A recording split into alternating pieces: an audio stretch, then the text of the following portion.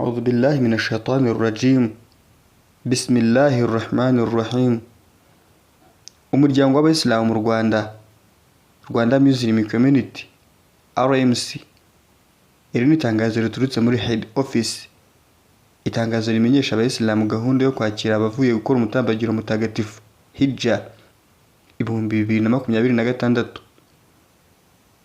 Ubuyobozi bukuru bwa Rwanda Muslim Community RMC bunejejwe kumenyesha Abayisilamu bose ko ejo ku gatandatu tariki ya 6 z'ukwa gatandatu 2026 aribwo abahaji bagiye gukora umutambagiro mutagatifu bazagaruka mu Rwanda bavuye gukora umutambagiro mutagatifu mu gihugu cya Saudi Arabia.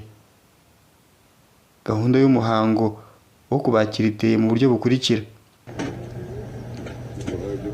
saa 3:30 indege izanye abahaji nibwo izagera mu Rwanda ku kibuga cy'indege mpuzamahanga cya Kigali Kanombe.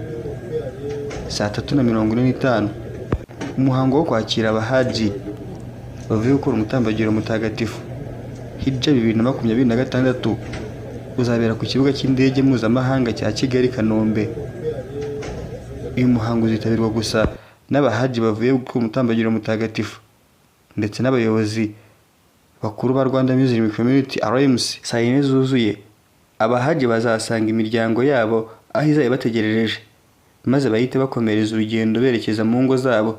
Icyitonderwa mu rwego rwo kurushaho kwakira neza abahaji no kwirinda icyabangamira izindi gahunda z'ikibuga cy'indege, abazaza kwakira abahaji bavuye gukora umutambagiro barasaba kubahiriza ibi bikurikira: imodoka zose zizaza muri gahunda yo kwakira abahaji zizinjira mu marembo aherereye mu gice gituruka ku kigo cya gisirikare cya Kanombe.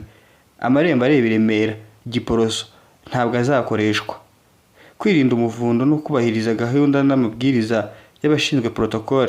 Abahaji bazabona n'imiryango yabo neza nyuma y'umuhango wo kubakira ku mugaragaro uzabera ku kibuga cy'indege. Nanone bikorewe i Kigali kwa 5 Kamena 2026. Sibomana Salim, umunyamabanga nshingwabikorwa w'umuryango w'Abayisilamu mu Rwanda, nashyizeho umukono kuri iri tangazo. Assalamu alaikum wa rahmatullahi wa barakatuh.